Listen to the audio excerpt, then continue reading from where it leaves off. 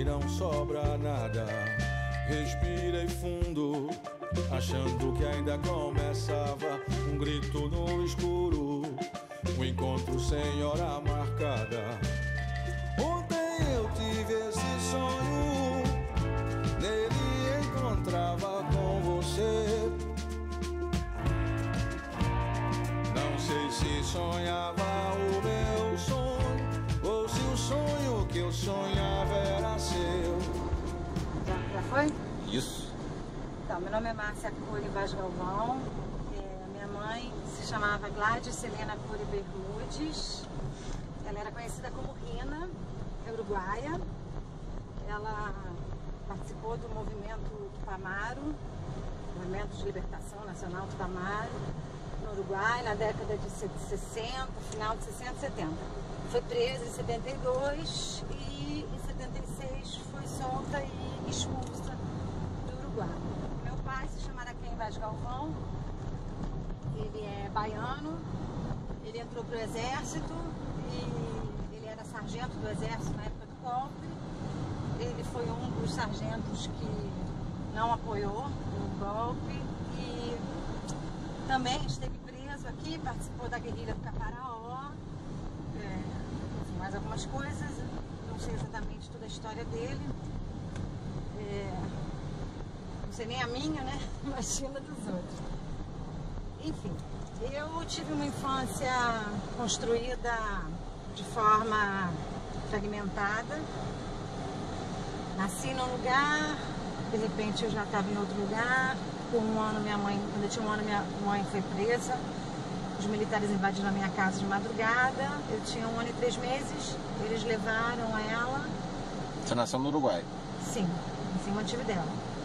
E daí em diante, né, a partir de 1 ano e 3 meses, até praticamente hoje em dia, é a minha história de construção de personalidade, de pessoa, é uma coisa muito confusa, porque eu nunca vivi continuidade de relação, de nenhuma relação, em nenhuma instância, nem escolar, nem familiar, nem de idioma, né? Eu com 8 anos de idade, eu já tinha vivido em 5 países, falava 5 idiomas, e isso me causou uma série de problemas na minha forma de estar no mundo e de me apresentar no mundo. Um sonho dentro de um sonho, eu ainda nem sei se acordei. Desse sonho quero imagem e som, pra saber o que foi que aconteceu. Então vai lá. Alan, eu sou mais um membro do Clínica do Testemunho e eu ingressei no Clínicas em outubro de 2014. Foi muito importante para mim porque eu pude dar voz a uma série de angústias que eu tinha, né, sobre a história da minha família, do meu avô principalmente, que foi o deputado estadual José Abelhadão, foi perseguido, foi torturado, foi caçado. Outros familiares meus também sofreram muito com a ditadura. Minha prima Jane Alencar, minha mãe sofreu muito. E até hoje nós ainda não tivemos nenhum tipo de reparação do Estado pelos erros cometidos durante as investigações, né? Eu fui criado dentro de um clima de apreensão muito grande em relação ao governo, né? De angústia, de um clima de perseguição por parte do governo, né, e de total impotência perante qualquer tipo de força, né? Eu não podia confiar em ninguém, nós não podíamos confiar nos vizinhos, porque meu avô foi delatado pelos vizinhos, né? Então isso se tornou uma cultura dentro da minha casa, inclusive afetando meu irmão também, né? Uma cultura do medo, uma cultura da perseguição, né, da repressão. Então, para mim foi de um alívio enorme poder falar sobre essas questões junto com outros parentes né, e outros perseguidos, filhos e netos, né, porque a gente não se encontrava no meio dessa sociedade. E hoje é possível, através do Clínica de Testemunho, foi possível para mim poder falar, poder botar para fora e poder digerir isso tudo que aconteceu. Então eu sou muito, muito grato ao Clínica de Testemunho, por toda essa liberdade que eu encontrei dentro de mim, e poder tirar esse peso da história que foi a história da minha família e a minha história agora.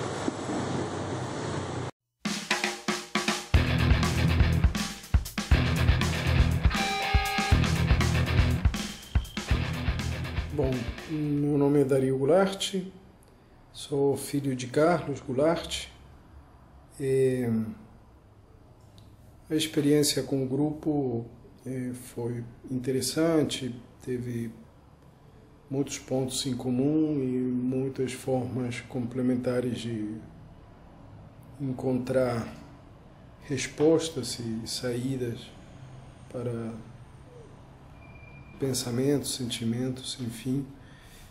E no mais, eu acho que a gente encontrar a forma de uma forma equilibrada, dar continuidade aos legados.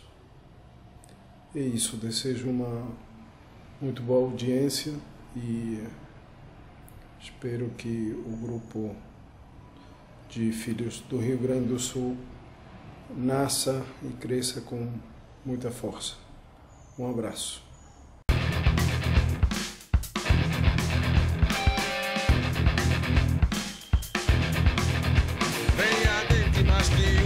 Tremulante, toda dançante, atiçando a todo instante. A cena ficando quente, mesmo olhando longe, se sente o chamado, a hora fervente. Enxergando perto sem lente, e a cena ficando... Olá, meu nome é Fábio da Rocha Dias Campos. Eu sou filho da Lenita da Rocha Dias Campos e do Sérgio Emanuel Dias Campos. Do Sérgio, meu pai, foi perseguido, preso e torturado aqui no Rio de Janeiro. Minha família, por parte justamente do meu pai, do Sérgio, é uma família que vem daí, do Rio Grande do Sul, dos Pampas. Meu avô, pai dele, era de Porto Alegre, e minha avó, mãe dele, é de Cachoeira do Sul. E eu sempre fui para Porto Alegre, já fui a Cachoeira também quando era bem pequenininho, eu tenho 49 anos, e eu tenho um carinho muito especial pelo Sul. Como eu tenho um carinho muito especial pelo Rio de Janeiro, que eu sou carioca, e tenho um carinho muito grande por esse país todo. E esse país merece a criação de um grupo de filhos e netos no Rio Grande do Sul. Como também mereceu e merece esse nosso grupo daqui do Rio de Janeiro. E esse país carece dessas iniciativas. Eu me lembro quando eu entrei no consultório da minha terapeuta, Tânia Coker, eu encontrei o Alain Brigagão. O Alain, quando ele começou a falar com a Tânia, e era um encontro de reconhecimento do projeto Clínicas de Testemunho, quando o Alain começou a falar, as palavras também se formavam aqui. E saíam da boca do Alain, saíam de dentro do Alain e vinham para o meu ouvido. E eu falava, mas como esse cara, que eu não conheço, está falando coisas tão pertinentes e tão iguais àquilo que eu sinto? Essa riqueza de reconhecimento no outro, de você mesmo, do outro te reconhecer como parte dele, essa troca, esse intercâmbio, é uma das maiores riquezas desse projeto. E foi com esse intercâmbio, essa troca, que eu pude perceber a falta que faz a gente poder dar voz, né, a uma geração inteira, como a minha geração, que sou filho, como a geração do Alain, que é neto, e até mesmo a primeira geração que foram os torturados. São 3 gerações, com certeza. E também agregados, também tem tios, também tem avós, enfim, tem uma série de parentes que precisam ter voz. O nosso país precisa ouvir essas vozes. A criação de um grupo de filhos e netos é fundamental para isso. Para isso eu tiro o chapéu para você, para vocês todos que estão aí se unindo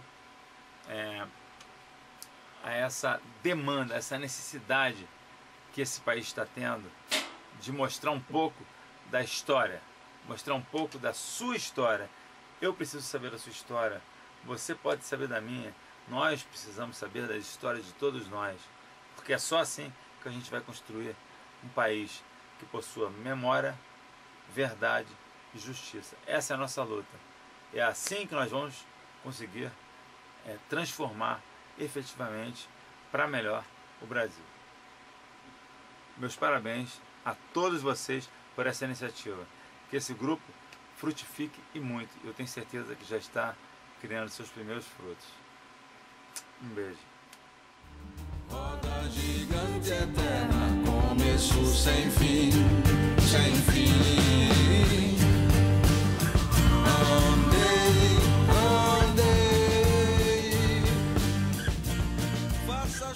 Aqui nós estamos em frente ao batalhão de polícia do Exército, aqui na rua Barão de Mesquita.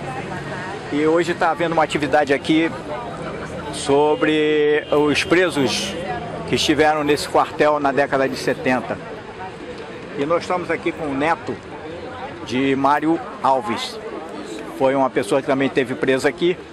E eu queria saber como é que é a vida, a história e a cabeça de um neto de um companheiro que participou da luta contra a ditadura militar e que teve preso. Quais são as suas impressões aí de infância, vendo aquilo tudo aí? Minhas impressões de infância, bom, o meu primeiro contato com esse assunto foi justamente eu vendo pilhas e pilhas de jornal na casa da minha mãe. E eu comecei, isso que eu digo que foi o primeiro contato consciente, quando eu tinha lá meus 10 anos de idade, quando eu peguei, li as matérias, né, com mais calma, conheci um pouco mais da história do como ele foi torturado.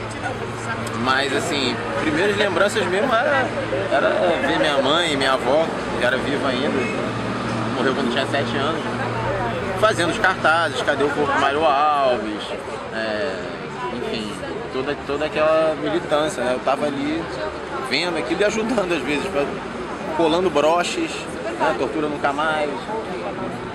E então é isso, eu desde cedo, assim, 10 anos, nada muito forçado pela minha mãe, quis entender toda essa história, quis pesquisar e, enfim, pesquisar socialismo também, enfim, política em geral. E é isso, desde meus 10 anos eu já tava, mãe, o que é o comunismo?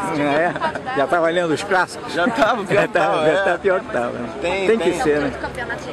Pior não, desculpa. Pior não. Tava lendo, imagina, tinha até quadrinhos, tipo, Capital em quadrinho. Capital não digo, acho que era o Manifesto Comunista, mas né, que minha mãe comprava pra gente ler, né, eu e meu irmão.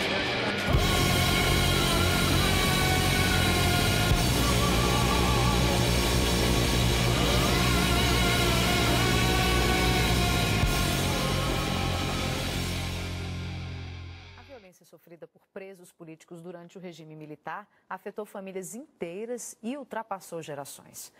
No Rio de Janeiro, filhos e netos de perseguidos da ditadura contaram um pouco do que viveram em uma audiência da Comissão Estadual da Verdade. No teatro, Rita Maurício encena as poesias políticas escritas pelo pai, o ex-preso político José Luiz Maurício. Torturado durante o regime militar, José Luiz desenvolveu problemas psiquiátricos que afetaram a relação com a família. Até hoje ele teve mais de 40 internações em hospitais psiquiátricos. E eu cresci vendo, assim, várias vezes indo visitar meu pai no sanatório. Foi criada pelos meus avós paternos. O avô de Léo Alves Vieira, o jornalista Mário Alves, foi morto nas dependências do quartel da Polícia do Exército no Rio de Janeiro, em 1970. A história teve um impacto importante na vida de Léo. Hoje ele faz parte do grupo de netos e filhos de anistiados. Minha mãe, por exemplo, morou em mais de 40 lugares. Né? Ela e a minha avó, elas tinham que ficar em constante fuga, era uma vida clandestina. Por Não podiam ficar perto do meu avô.